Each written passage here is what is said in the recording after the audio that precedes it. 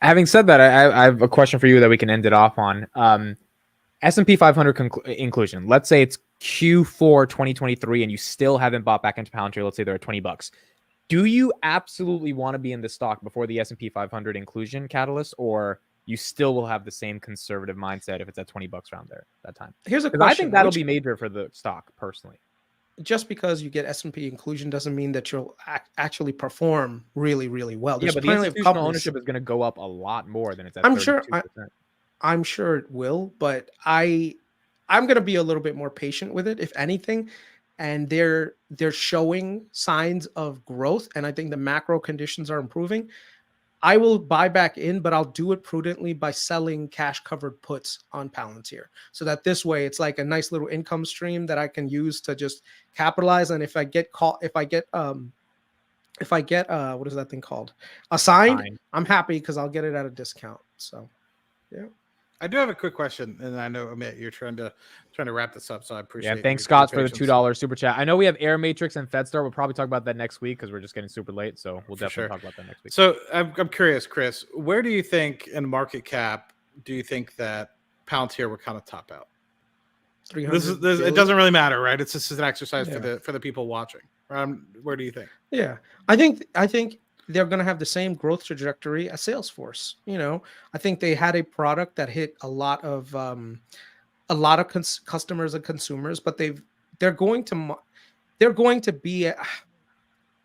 materialize to be a nice 20% growth rate for the next 10 years. So if that's the case, then you should be valuing it similar to what Salesforce is like, and basically it'll be like a nice like diagonal run up like Salesforce. So if you see like a huge movement beyond that diagonal line, you should be a seller, and if it goes below that diagonal line, you should be a buyer, and and eke out a profit in between.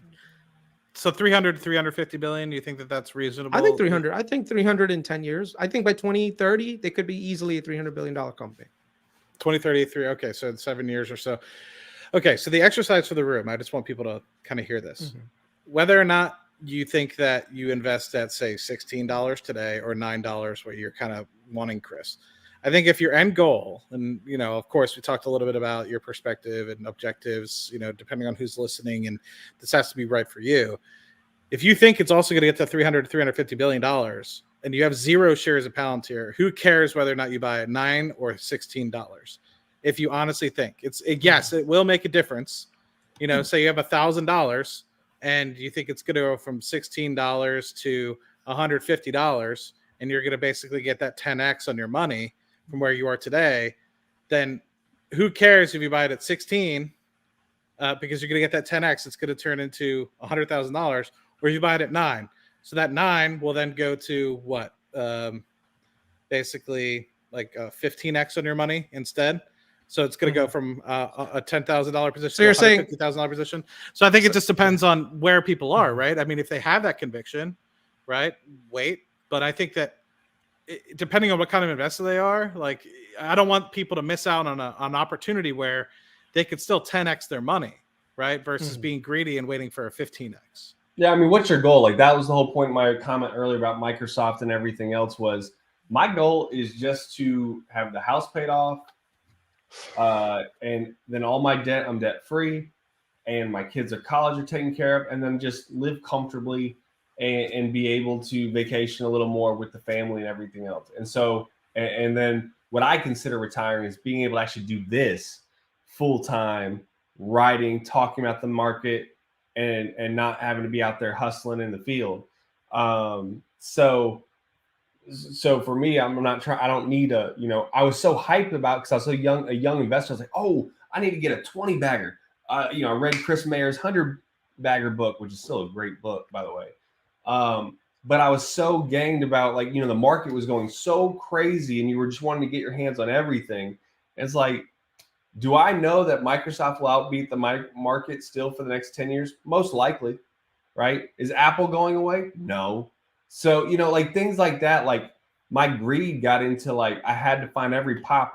That's why I said, I thought SEMA4 was going to be the biotech of they had petabytes of data, AI, all that stuff. And that thing was so misled because a lot of it was leadership. You know, it matters about the founder-led leader, and having a scientist as a CEO, no.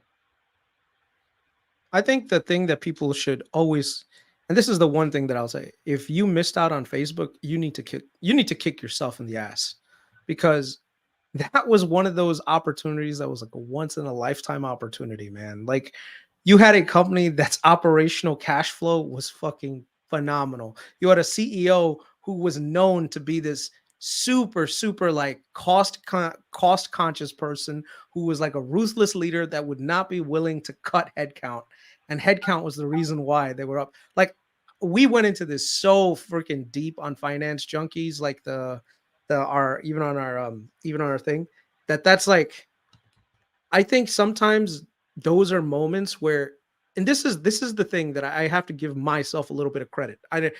I'm not going to say I'm the best investor in the world, but I will say this: when I see market opportunities come up like this, I'm going to take them. I'm not going to say, well, you know what? I don't want to sell this one company that I think is one day going to be X, Y, and Z because of that.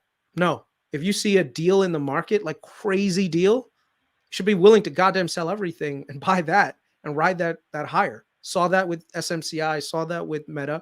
And I tried to tell these guys, and Amit will tell you, everything I possibly could, and made, literally, I spent days sometimes. And I actually even reached out to some people and saying, hey, you should be buying this. You should, not you should be, but I said, look at this. And I did that. And Matt, you remember, did I reach out to you about Meta?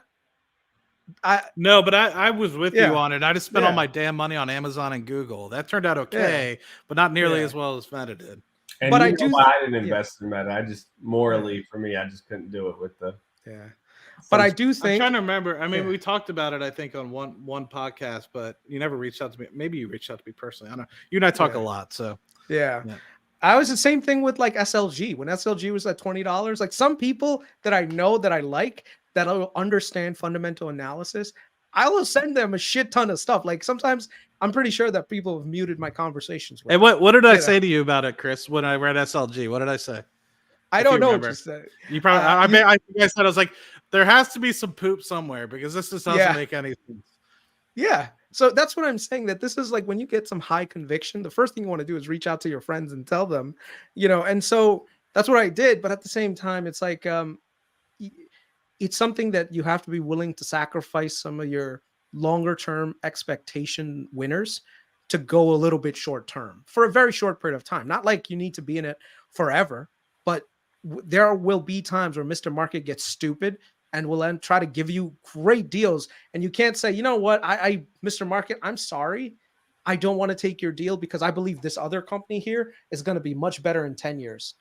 That's where you have to be a prudent investor. Say, hey, listen, Mr. Market, you're willing to give me a huge discount? Okay, sorry, Mr. 10 years. You can wait another 8 years. I'm going to buy this up and then generate a shit ton of return and then go back into it and then plow my money back into my long-term thing again. And I know that sounds like counterproductive, but that's sometimes that's what you got to do, man. All right. Yeah. So where's your hot date, Amit? I'm not on a hot date. I don't know why you guys think I have a hot date. No. This is good. Obviously, we got a lot of updates from Dom and Chris. Everyone, let me put Dom's article in the chat for those that have not seen it yet. We got to break his record on views on this article. That would be cool. That'd be really cool. Yeah. Retweet the hell out of that thing. Dom, how hard is it to write on Seeking Alpha? It's not. It's not. I've been meaning to write on Seeking. I've only done 26 articles, but for those who have time, man, you can make, like Steven, the guy who you have on for SoFi, that dude's making bank. I mean, he just keeps pumping them out, and that's his side hustle. So, bro, the thing is, I hate writing. Like, I can't sit down and write. I don't have the attention. That's why I love talking and making video. I can talk and bang out a video. You're so dynamic, Amit. Like, you're so engaging. Dude, I watch your channel all the time, and then if I miss something, like, I'll go back and watch. Like, you were on, but now you're on everybody else's podcast. Like, there was one I still got to go back and finish, but dude was trying to ask you about your story and everying. And that then was Pedgy, right? He's the Tesla guy. And you were just like, dude, you gave me the intro. It's good. We can talk. Like, you already hyped me up enough. Like, I was like, oh, he's a cool cat now. No, I just can't sit down and write, bro. Like I try to write, and I'm like, I can't do it. So, Chris, I don't know about you if you have the patience to write articles. No, I can write. I can write. I can. The thing is, like, I have to try to distill information in a way that's easy to understand, but also somewhat nuanced, so that people don't get lost in the material. I think sometimes if you try to make things too like, that's why I like the podcast format, because I can talk to a person like I'm like talking to you guys. But if I start to like write, I can get a little bit. I mean, What's I the love word? doing this, Yeah. but it just Yeah. wasn't. I wasn't getting enough followers to make money. Like Yeah. Seeking Alpha, you can make like 100, 120 bucks an article. YouTube's a different ball game because they have an algorithm. Seeking Alpha, it's everyone has their own different strengths to be able to see how they can monetize. But you know, well, I hope Adea.io blows up and you are, crushing it and not even having to do anything but that.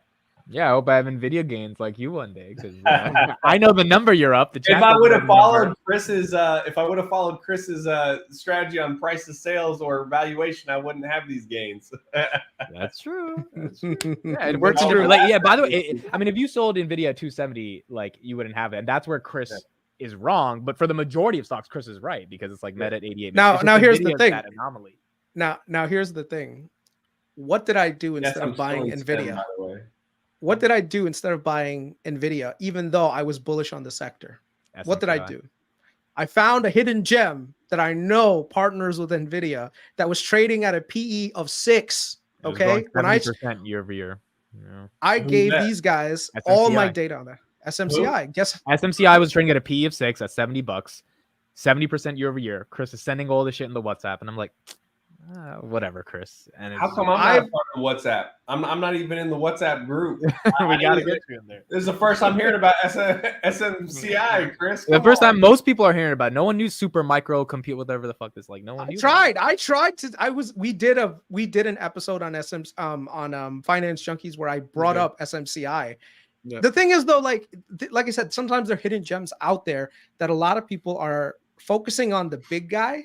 Everyone was focusing on the NVIDIA and completely ignoring SMCI, who's like a major partner that's literally trading at a PE of 6. So the safer option to me was SMCI compared to NVIDIA, but who knows? And that's what I mean, man. It's like once you find something, if you know it's going to hit and it's going to be like, instead of being like Chris brings up a lot of great companies. It does a lot of great research, but it's like, it takes a lot of time.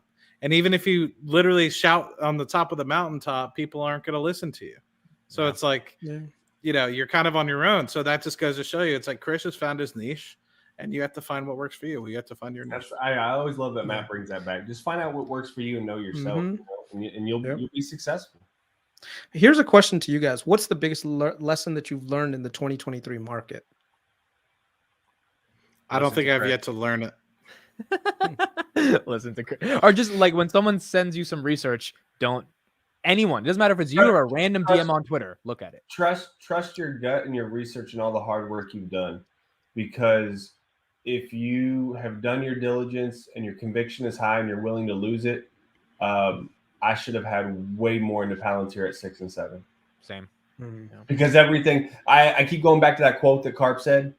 We are building technology that 5 years from now, people right now don't know they will need, and we're 3 years in, and you're seeing it all come to fruition. That's why AIP was launched in 2 weeks. That's literally, or 2 months or whatever, right? It was for that reason. Yeah. So that's, trust your gut. Do the homework, but then trust it. I agree with that. I think the reason why I said I don't know if I've learned it yet is because I feel like I thought, just you said it at the top of the stream, I thought that when we hit 432 on the SPY that we were going to have a big turnover.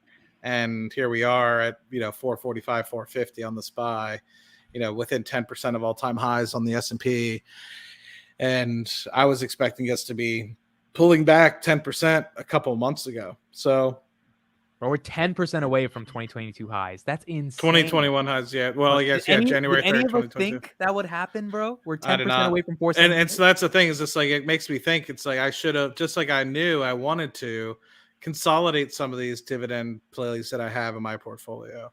I'm sitting on a lot of Johnson & Johnson. I'm sitting on a lot of Pepsi, and they've all run up really well. So I'm not saying that they're bad, that I have held them to an extent, but I would have had way more capital appreciation if I had it in SPY. My biggest position in my portfolio, with probably over a quarter of my net worth, is in the SPY or SPY equivalents in my 401k, and I've been trying to continuously consolidate into the S&P 500, and I didn't do that with a few of these companies, and I'm sitting back wishing that I had.